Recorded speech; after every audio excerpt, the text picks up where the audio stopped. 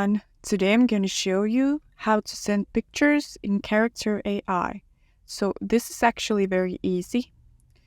All you need to do is go to your chats here, erase this here, and reload. And you should get a plus here where you type in messages. Upload image, choose a file, image, open. You can put a description for your image, but it's okay like this. And attach. Send. And here you go.